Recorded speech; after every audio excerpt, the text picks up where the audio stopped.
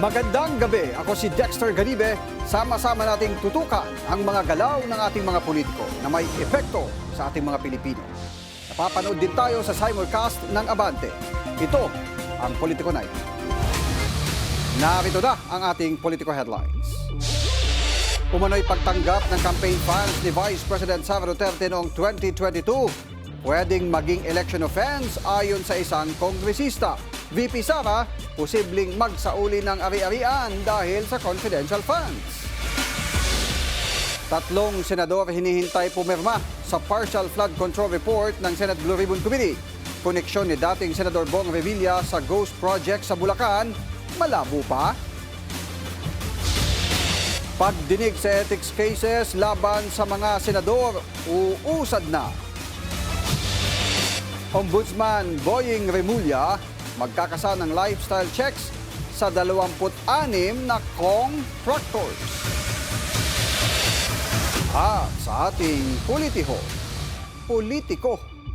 pinagkamalang alalay ng kanyang mga amiga.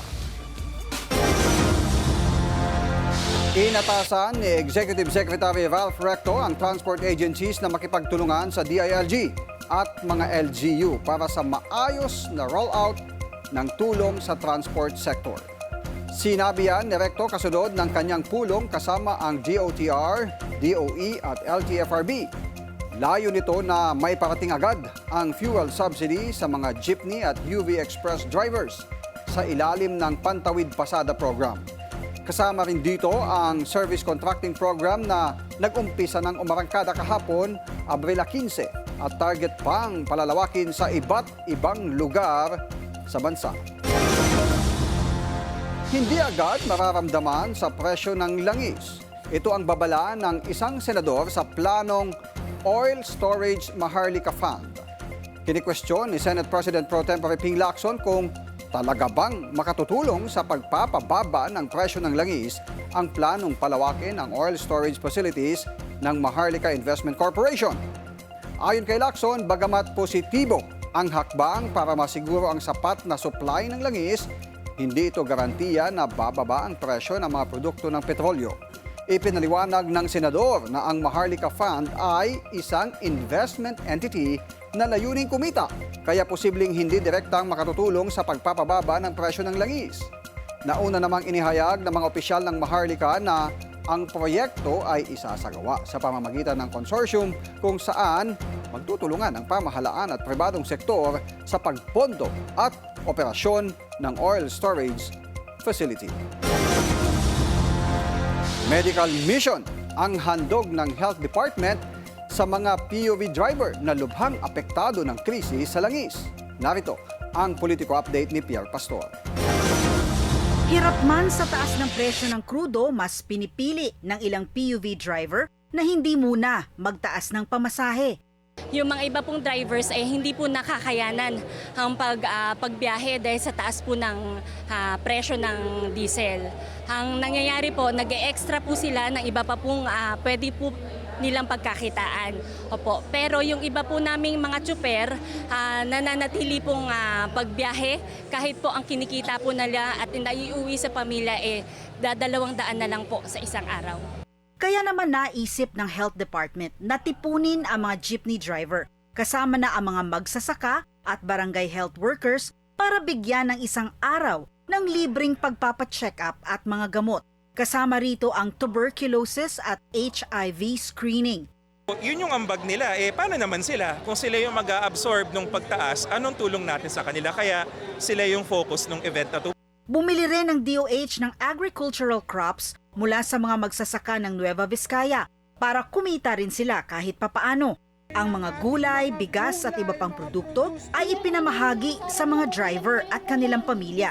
Kaya tila naging bayanihan ang naganap na purok kalusugan sa DOH grounds. Ito raw ay magsisilbing template. Itutuloy-tuloy ang ganitong activity at gagawin din sa ibang rehiyon.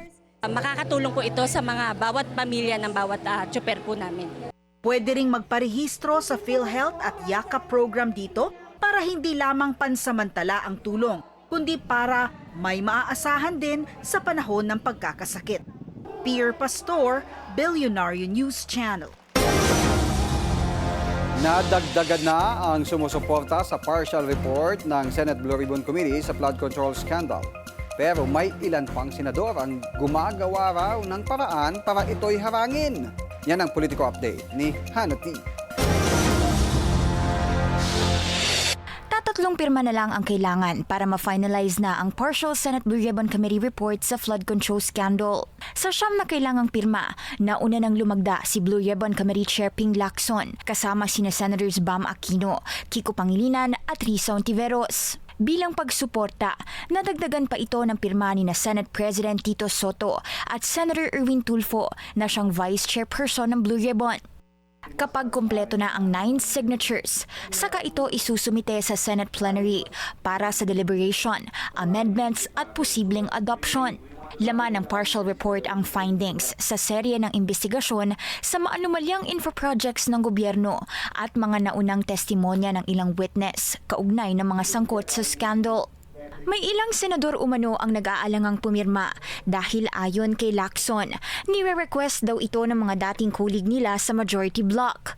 Hindi pinangalanan ni Lacson kung sino-sino ang mga ito. Una na ring inihayag ni Senator Amy Marcos na wala siyang balak pirmahan ang Blue Ribbon Report hanggat wala raw buong investigasyon. Diba gumawa na kami ng sariling report dahil very disappointed kami na hindi talaga tinutumbok yung mga Marines, yung iba't ibang testigo, si Ty Gibb, si Martin. Nakatambay lang naman yung mga yun ba't hindi hilain dito at magsalita? Natitira po ba, Sen? For you, natabunan ba? Hindi, pilit na tinatabunan. Sagot ni Lacson dito, bakit hindi na lang daw tanungin mismo sa pagdinig ang mga binanggit ni Senator Amy? Tutal, miyembro rin siya ng Blue Ribbon. Sa kabila niyan, hindi raw pinipressure ni Lacson ang Blue Ribbon members para pumirma. Pero nag-alok na rin si SP Soto ng tulong para makakuha ng karagdagang suporta.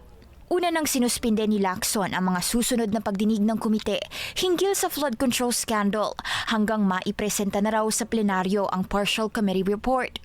Kapag pinagpatuloy daw kasi ang mga pagdinig ng hindi umaabot sa umano'y logical conclusion, nonsense daw ito at salungat sa mga tuntunin ng Senado. Hannah T. Billionario News Channel. Wala pang direktang ebidensya laban kay dating Senador Bong Revilla Jr. kaugnay ng umano'y Ghost Flood Control Project sa Bulacan. Sa bail hearing sa Sandigan Bayan, siyam na testigo na ang iniharap ng prosekusyon pero wala ni isa ang nakapag-ugnay sa dating senador sa nasabing proyekto. Lumitaw rin ang hindi pagtutugma ng mga pahayag ng mga testigo, partikular sa lokasyon ng proyekto. Kaya naman naglabas pa ng supina ang korte sa ilang opisyal ng DPWH. Magpapatuloy ang pagdinig habang inaasahang makumpleto ng prosekusyon ng ebidensya bago magpasya ang korte kung papayagang makapagpiyansa ang dating senador. Konti na lang at uusad na ang pagdinig ng Ethics Committee sa mga reklamo laban sa mga senador. Mayorya kasi ng mga senador ang pumirma na sa ethics rules na magiging gabay sa hearing. Narito ang Politico Update. Uusad na rin ang pagdinig sa siyam na ethics complaint na nakasampa sa Ethics Committee ng Senado laban sa lahat ng senador at dating mga senador. Sabi ni Ethics Committee Chairman J.V. Ejercito na nakamit na ang majority vote pabor sa amended rules ng komite na binalangkas sa huling pagdinig noong March 18. Ang ethics rules ang magiging gabay sa mga pagdinig sa mga reklamo. Ngayong Biyernes ay ilalathala na ito sa pahayagan at bibigyan ng kopya ang mga senador. After the publication of the rules, we will already determine yun po yung form and substance kung complied with, and then if in case they will transmit the proper notice to the respondent as well. Ipapatawag lang niya ang inireklamong senador kung makikitang may form at substance yung reklamo. Kasama ni Senator JV sa lumagda sa committee rules sina Senator Kiko Pangilinan, Erwin Tulfo, Risa Ontiveros, Ping Lacson at Mig Zubiri. Tatlo ang miyembro ng minority bloc na sina Senators Bongo, Rodante Marcoleta at Amy Marcos. Sabi ni Senator Amy, hindi siya lumagda sa rules. Kasi ilang beses na pinaltan Hindi ko na maalala. Isa sa pinakakontrobersyal ay ang isinampang reklamo ni Professor Cielo Magno at ng grupong Huwag Kang Kukurap laban kay Senator Bato de la Rosa dahil sa patuloy na pag-a-absent sa mga sesyon at committee hearings habang tuloy ang pasweldo sa kanya. Ito po ay palinaw na pag-violate ng obligasyon niya bilang senador at binoto ng taong bayan. Pero una nang sinabi ni Ejercito na sa ngayon ay wala sa rules ng Senado ang tungkol sa no work no pay sa mga senador. Kailangan pa niyang maamyandahan ang Senate rules para umusad ang reklamo laban kay Senador Bato na pang-anim sa listahan ng mga naisampa. Unang tatalakayin ng Ethics Committee ang mga naunang reklamo na natanggap ng komite. Itinakda na ang susunod na pagdinig sa April 28. Susunod, umano'y pagtanggap ng campaign funds ni Vice President Sara Duterte noong 2022, posible raw maging election offense. At 26 na contractors isa sa ilalim sa lifestyle checks ng Ombudsman.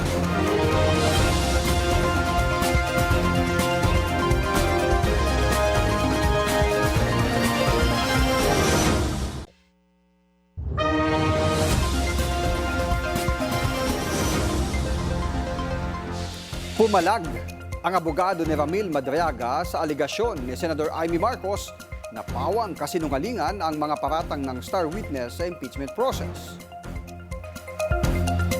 Usapan to nung dalawa. Wala ka doon sa kwentuhan nila. Kahapon, pinabulaanan ni Senator Amy ang akusasyon ni Madriaga na may term sharing deal sina PBBM at VP Sara. Pero ayon kay Attorney Raymond Palad, nasaksihan mismo ni Madriaga ang pag-uusap nina Marcos at dating Pangulong Rodrigo Duterte. Sabi ko sa kanya, anong itsura mo na? Tony, pag nandun ako sa bahay niya, itsurang matandang-matanda na ako, tumutulong ako sa kitchen, ganyan, palakad-lakad. Ando si BBM, nakasomblero pa siya noon. And then sa pag-uusap nila na, sige, ikaw na ang magpresidente, VP si Sara, ito yung according to Ramila, pero sa 2025, baba ka. Pag hindi, lasunin kita, palason kita. And ano reaksyon ni BBM? Sabi niya, yumuko, tahimik lang. Una nang pinabulaanan ng abogado ni VP Sara na si Attorney Paulo Panelo ang mga akusasyon ni Madriaga. Kabilang din ito sa inihahandang perjury case laban kay Madriaga. Marami nang isiniwalat na aligasyon ang self-confessed bagman na si Ramil Madriaga. But wait, there's more. Dahil abangan ang iba pa nitong pasabog na revelasyon sa mga susunod na impeachment hearing. Ayon kay mamamayang Liberal Party List Representative Laila de Lima. Si Isaiah Mirafuentes sa Politico Update. Trabaho lang, walang personalan. Yan ang giniit ni mamamayang Liberal Party List Representative Laila de Lima na dahilan sa pag-endorso niya sa isa sa mga impeachment complaints laban kay Vice President Sara Duterte. Git niya, wala siyang masamang tinapay sa mga Duterte. Wala po sa akin yan, yung paggaganti. I'm always, I always uphold my record show since I entered public service. My record show that is always about truth, justice, and accountability. Wala po sa pagkatao ko yan na wala sa pagkatao ko yung mga revenge na yan. Matatandang nakulong si de Lima noong 2017 kaugnay sa mga kasong ikauugnay sa illegal na droga. Ayon kay de Lima, ang focus ng mga pagdinig ay ang paglilinaw ng mga issue at pagkalap ng mga ebidensya. Isa sa pinaka-highlight nga talaga nung testimony ni Mr. Madriaga is that napatunayan niya. Para sa akin, napatunayan niya na mayroon silang connection, mayroon relationship, working relationship. Dahil nga dinedeny yan ni VP Sara. Bumuelta rin siya laban sa mga nagdududa sa kredibilidad ng mga ebidensya ni Madriaga. Aniya, sample evidence pa lamang iyon at marami pang ibubunyag si Madriaga. Sa April 22 ang susunod na pagdinig ng House Justice Committee kaugnay sa impeachment complaints ng bise na kung saan inaasang dadalo ang ilan sa pinasabina ng komite, kabilang na sina former Senator Antonio Trillanes IV para sa unexplained wealth ng mga Duterte at si Ombudsman Jesus Crispin Remulla para sa salian ni VP. Para sa Politico Nightly, Isaiah Mirafuentes, Abante. Sa kapapasok lang na balita, kinukumpirma pa ng mga otoridad ang ulat na naaresto na ang fugitive na si dating Representative Zaldico sa Prague. Ayon sa isang source, nahuli umano si Ko sa border habang tinatangkang pumasok ng walang kompletong papel. Matagal nang pinaghahanap si Ko matapos masangkot sa kontrobersyal na flood control project. Abangan ang karagdagang detalye sa mga susunod na newscast ng Billionaire News Channel.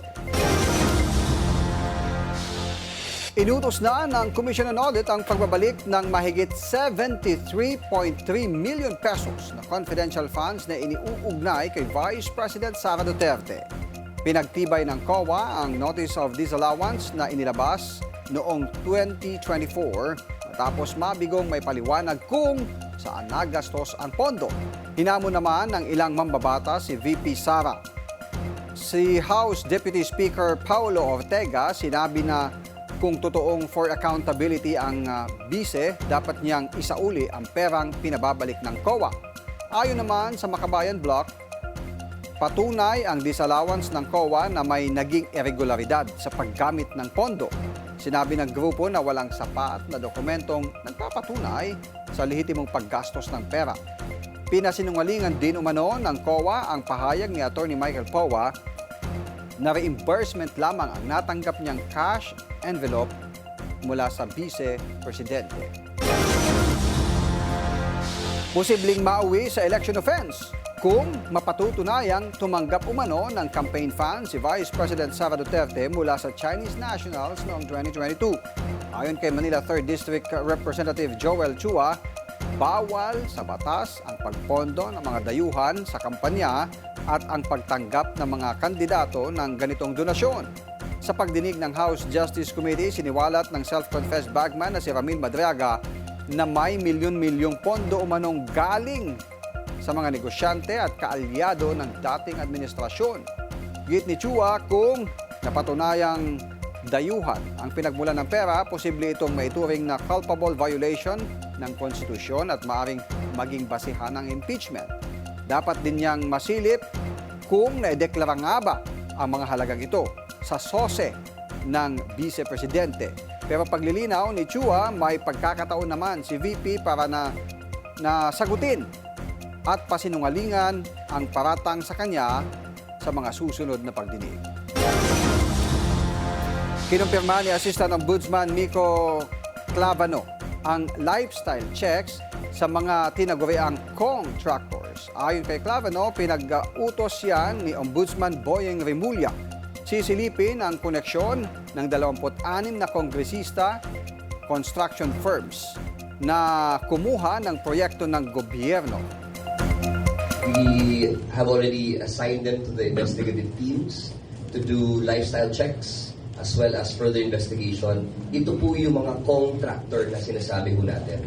So the 26 salins that we were able to obtain are result of intelligence that we received that certain congressmen are also contractors and by law are prohibited from owning contracting firms that deal directly with the government. Kinumpirma rin ni Clavano na malapit ng kasuhan ang mga senador at kongresista na sangkot sa maanumalyang flood control projects. Kabilang ang dalawang masterminds o master plunderers na una nang nabanggit ni Ombudsman Remulla. Nangako ang Kamara na ipapasada ang batas para sa motorcycle taxi at TNVS. Target ng House of Representatives na ma-institutionalize ang operasyon nila sa bansa. Ayon kay Marikina Representative Miro Kimbo, bahagi ito ng pangmatagalang solusyon ng Kongreso sa mga sektor na apektado ng mataas na presyo ng langis. Basta itong ipinapangako namin sa inyo sa harap ng ating mga kasama na sinasabi ni Speaker Bogie D na sa Kongresong ito tatapusin natin ang batas patungkol sa MC Taxi, TNVS para magkaroon na talaga ng katiyakan dyan dahil napakatagal na ho nating naghahanap ng katahimikan dyan. So yan po isang bagay na talagang itutulak natin. Tinatayang mahigit 200,000 rider ang umaasa na magkaroon ng malinaw na regulasyon at benepisyo. Samantala, tiniyak naman ang House Committee on Transportation na malapit nang maaprubahan ang motorcycle tax bill. And as a chairman of the Committee on Transportation, I will give my full assurance na papasa po yan dito sa Kongreso. Maybe the other, yung mga video apologies to the other committee chairpersons, siguro they have their own reasons kung bakit hindi pumasa o whatever. But ngayon, nasa fine-tuning na tayo. Tulad ng Bureau of Immigration, banta sa national security para sa NBI ang mga dayuhang nagpapanggap na Pilipino. Pero paano nga ba sila nakakalusot? Si Attorney Karen Jimeno para sa ating exclusive Politico Update. Malaking banta sa national security ang paglaganap ng mga questionabling birth certificate. Yan ang babala ni NBI Director Attorney Melvin Matibag. Sa At the Forefront ng Bilyonaryo News Channel, binanggit ni Matibag ang iba't ibang paraan kung paano ito naaabuso. Malulusutan na nila. And meron na nangyari. They can enter into government services, critical government services. Pwedeng, malay mo, pumasok na sa NBI or sa intelligence group natin. Or sa politika, naging mayor like Alice Guo, hindi ba? Yeah. Tapos, you can also manipulate. If you can upload, let's say, sa isang lugar na magpasok ka ng 50,000, that can only change the voting pattern. Yeah, Pwede the voting patterns. ng Oo kandidato. nga naman, tama. Dagdag ni Matibag, maging ang mga terorista na identified na ng US authorities kayang makapasok sa Amerika gamit ang Filipino documents. Halimbawa, from Middle East na yung pala naka-red tag sa kanila itong name na to. Pumunta ngayon dito sa isang maliit na bayan sa Mindanao at nagrehistro siya ng ibang pangalan at Pilipino na siya. And he has the resources. Meron siya, tapos gawan na rin ng mga iba pang mga dokumento and he applied for a visa sa United States. He can enter as Filipino. Base sa investigasyon ng NBI, konektado sa iba't ibang katiwalian ang mga peking birth certificates tulad ng POGO operations at land grabbing. Nung may POGO pa rito, nung malaki pa yung POGO, na nasa 5 million for a Chinese citizen to acquire Filipino citizenship. Balak ng NBI na bumuo ng Interagency Task Force para pagtuunan ng pansin ang modus. Attorney Karen Jimeno, Bilyonaryo News Channel. Sa aming pagbabalik, makihula sa politikong pinagkamalang alalay ng kanyang mga amiga. At San Manuel Tarlac Mayor Doña Tesoro sasabak sa ating On the Spot.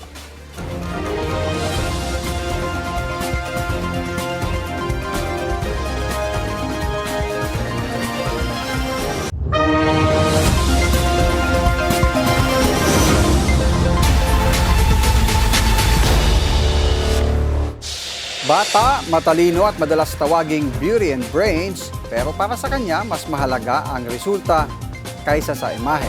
Sa ilalim ng kanyang pamuno, isinulong ang Future Ready Education, modernong agrikultura at mga programang direktang tumutugon sa pangangailangan ng mga mamamayan.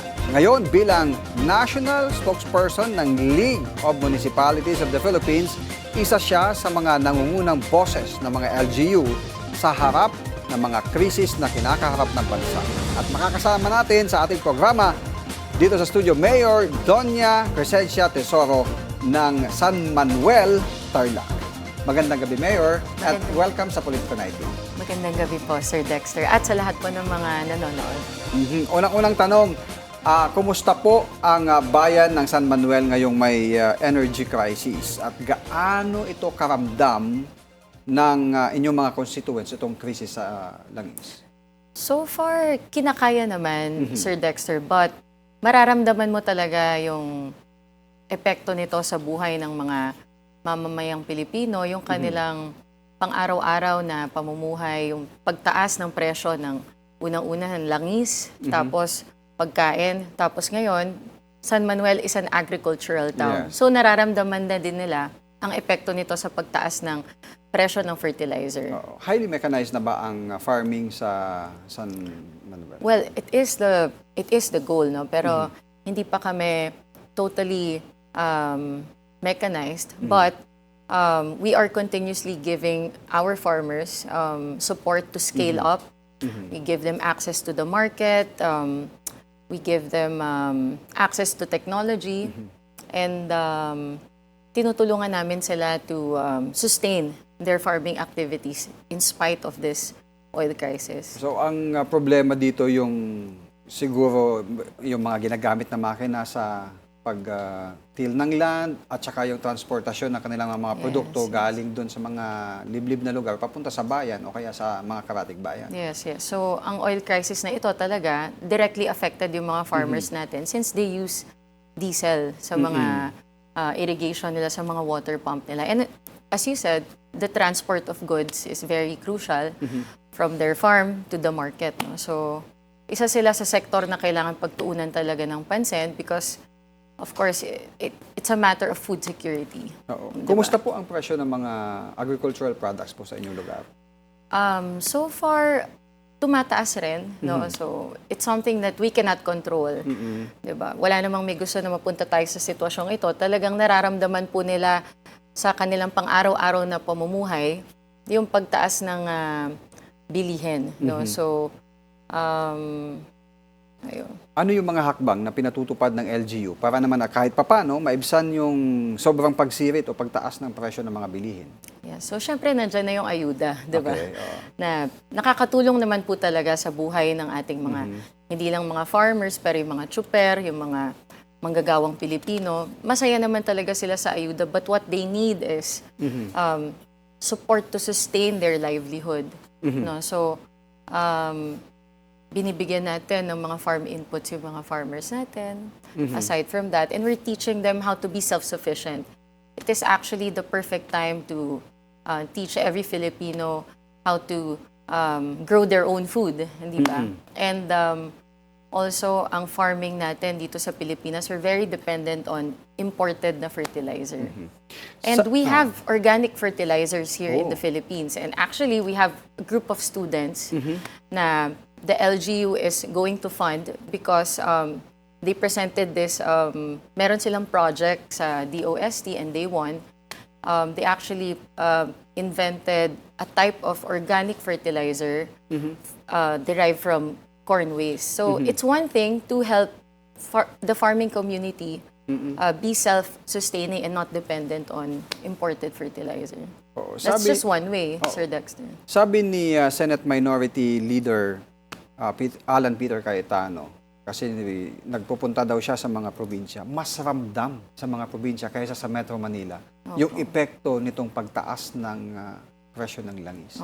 Ano po bilang tagapagsalita, bilang spokesperson ng Liga ng mga Munisipyo, ano po ang panawagan niyo sa national government? Well, kung ano man ang mga hakbang ng national government is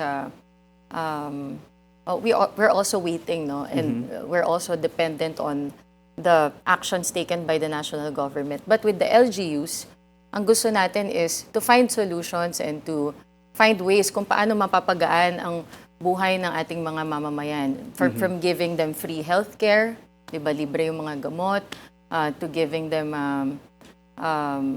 syempre yung mga basic services ng mga LGU natin, dapat nakakagaan sa buhay ng mga tao. Pati, kahit paano mabawasan yung mga gastusin nila.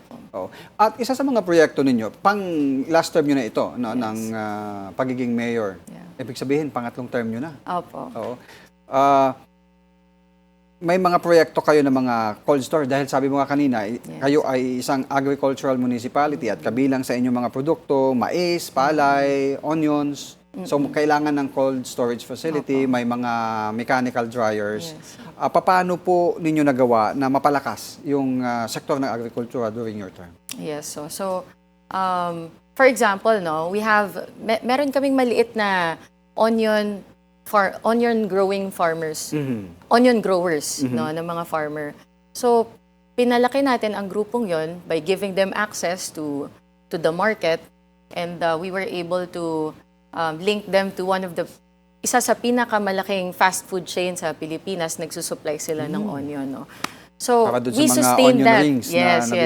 So, we have sustained that, and ilang years na silang nagsusupply dito sa fast food na to, at lumalaki din yung kanilang grupo, yung kanilang kooperatiba. It's just a matter of providing them linkage. Yes, sa market. linkage and yung mga kinakailangan nila to sustain that to sustain that farming activity. Oo. At least And ayun, also- meron na silang meron na silang sure na market Opo. pag sila ay nagtanim ng Opo. sibuyas. At sila na rin ang sila na rin po ang nagtatanim or sila na rin ang nagko-cultivate ng sarili nilang mga seeds.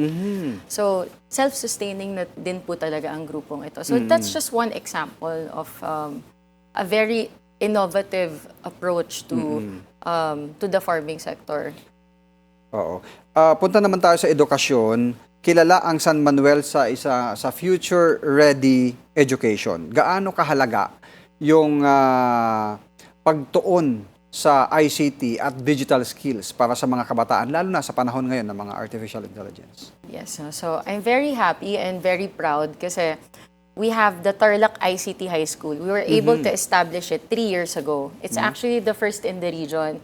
And napakaganda po nito, Sir Dexter, kasi high school pa lang sila, natututo na sila ng mga AI, robotics, preparing them for the digital economy, for the global world talaga. No? So, it is one testament na if an LGU invests in education, give them the right facility, bigyan mo sila ng kumpletong computer, ng napakagandang pasilidad, talagang mamamaximize yung learning experience nila at talagang lahat sila, napakaganda ng performance sila. Imagine, during our science fair, high school pa lang sila pero nakakapag-develop na sila ng mga app, marunong na sila mag-coding.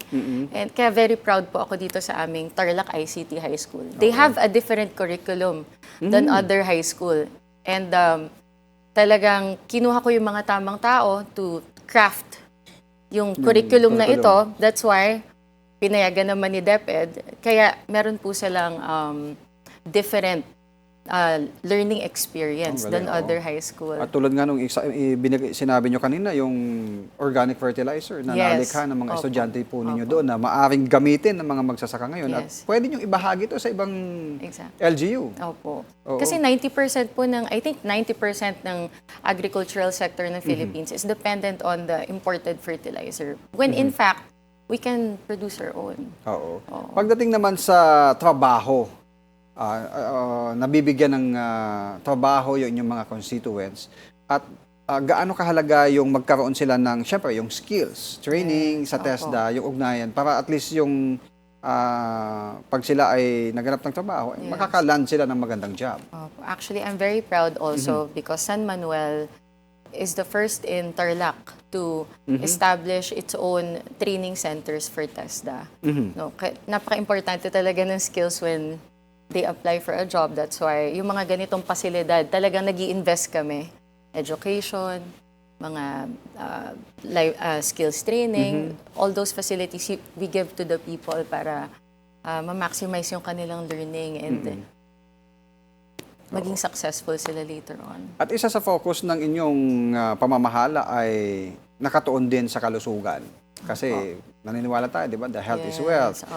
Ano ang mga may pagmamalaki nyong accomplishment nyo sa nakalipas nyong termino pagdating sa pagsusulong ng kalusugan ng inyong mga kababayan? Yes, so we're continuously improving our health facilities.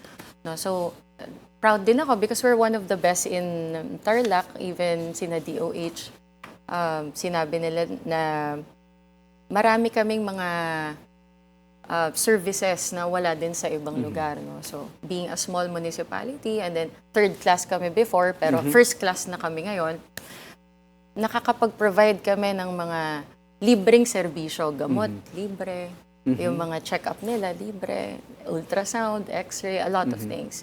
And we have a lot of partner hospitals.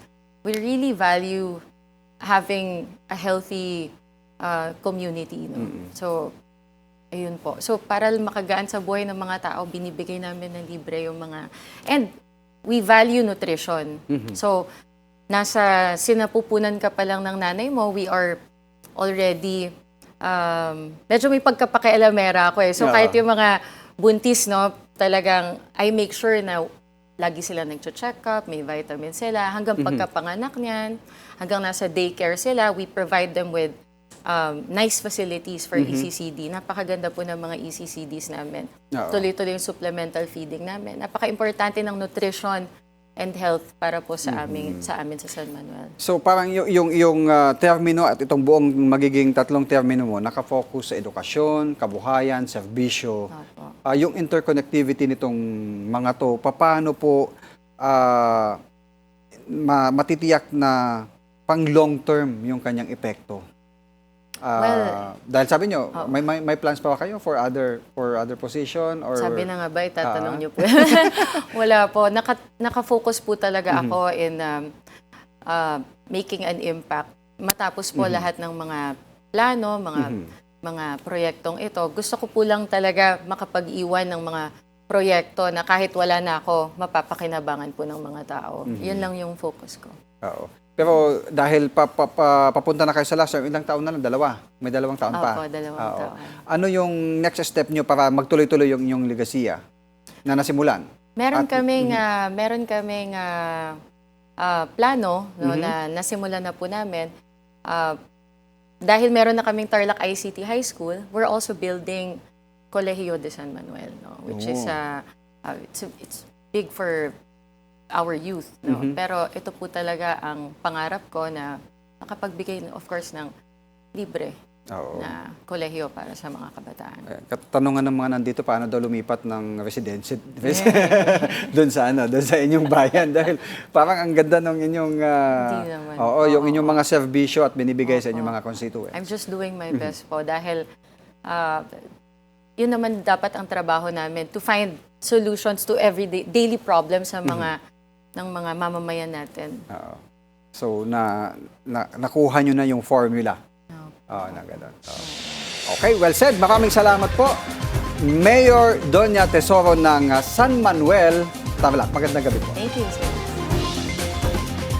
Sa ating politiko lokal, tuloy-tuloy ang dumarating na tulong sa lungsod ng Maynila. Tinanggap ni Manila Mayor Isko Moreno ang donasyong 100 kahon ng gatas mula sa private donors. Nagpasalamat ang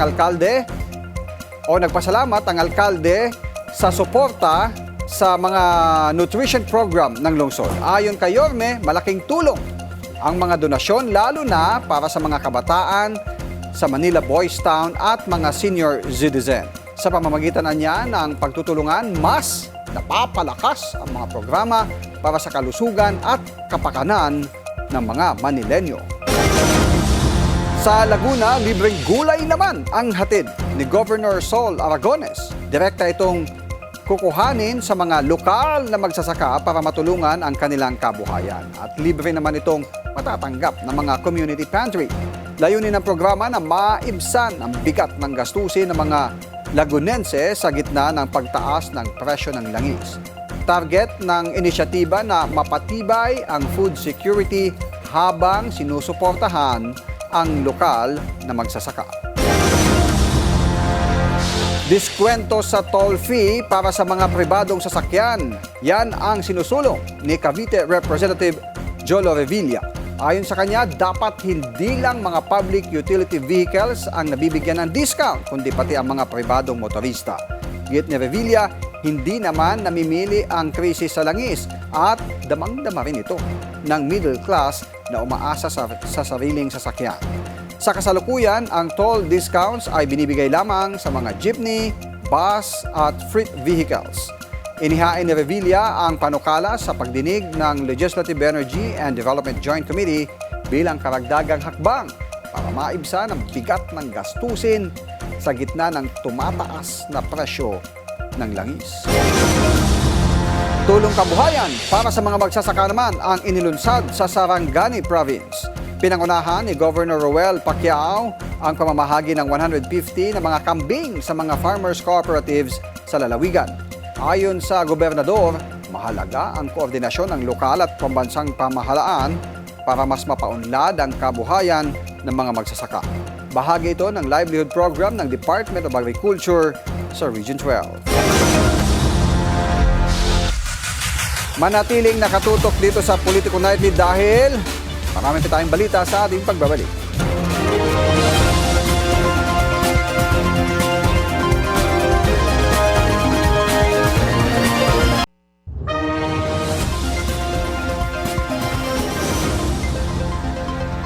Kinumpirma po ni Pangulong Bongbong Marcos na nahuli na si dating Representative Zaldico. Ayon po sa Pangulo, kasalukuyang nasa kustodiya ng Czech authority si Ko. Tiniyak ng Pangulo ang close coordination para sa legal process ng pagpapauwi kay Ko dito sa Pilipinas. Patuloy pong tumutok sa Billionaire News Channel para sa iba pang update. May controversial post na naman si US President Donald Trump. Isa itong AI-generated photo kung saan kasama ni Trump si Jesus Christ. Kasunod yan ng now deleted Jesus-like picture na post din ni Trump na umani ng batikos mula sa mga Katoliko. Muli ring pinasaringan ng US President si Pope Leo. Kaugnay pa rin ng kanilang world war dahil sa gyera sa Iran. Message of peace naman ang sagot ng Santo Papa. Although we have different beliefs, we have different ways of worshiping, we have different ways of living, we can live together in peace. Oras na para sa ating politika.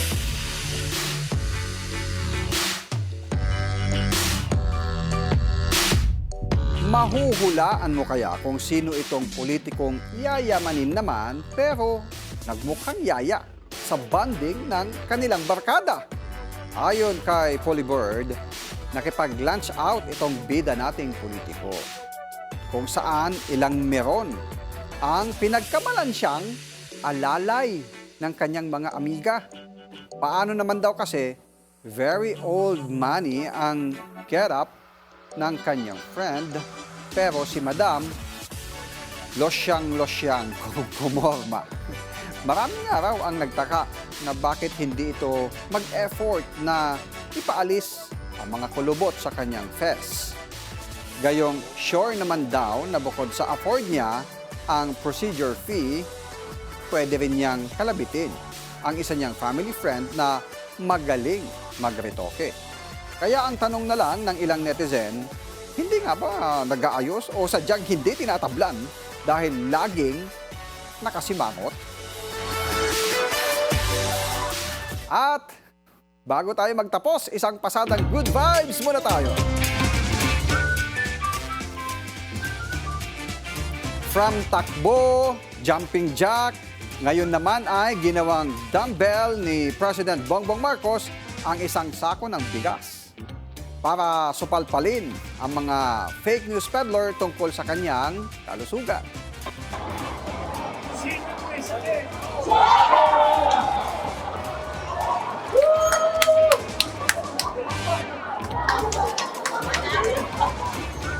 Dapat ang music dyan sinong may sakit, sinong may sakit. Dapat ganun ano. Kasama si Mayor Isko, pinangunahan ng Pangulo ang rollout ng Biyayang Bigas program sa Maynila, kung saan literal na bayanihan ang mga politiko habang pinagpapasapasahan nila ang bigas hanggang sa makarating ito sa mismong benepisyaryo. Matatandaan na ang pangalawang pagkakataon na nagpakitang gila si PBBM sa kanyang physical fitness bilang sagot niya sa mga nagsasabing may cancer umano ang Pangulo. Samantala, lumitaw ang pagiging super mauma ni Cavite City Councilor Maulo habang pinagluluto ang kanyang baby girl na surprisingly umuwi sa kanilang family home. Ayon sa konsihal, nag-request ng meal ang kanyang anak. Kaya dali-dali siyang nagluto kahit na dress up kung dress up pa siya galing sa kanyang City Hall work. Kaya ending, bonggang cooking mama si In Filipiniana ang kanyang peg sa sarili nilang kusina. Sabay hirit na she takes her mama duties seriously. May pa-art reveal si Loren Legarda o si Senator Loren Legarda nitong Word Art Day at hindi lang basta display ng paintings kundi isang personal throwback sa kanyang kabataan. Sa IG, binahagi ng senadora ang ilan sa kanyang artworks mula noong bata at teenager era. na makikita ang mga very peaceful vibes ng nature na ginawa sa acrylic at watercolor. Ayon sa kanya, matagal ng bahagi ng kanyang araw-araw na buhay ang sining at nagsisilbi itong paalala kung gaano kahalaga ang creativity sa paghubog ng pagkakakilanlan. Ginamit din ni Legarda ang okasyon para i-express ang kanyang support sa creative sector, lalo na bilang author ng Creative Industries Development Act. Ayun, no? Gaganda ng mga painting. At maraming salamat sa inyong pagsama sa amin ngayong gabi. Ako po si Dexter Ganibe. Hanggang bukas dito sa Politico Nightly.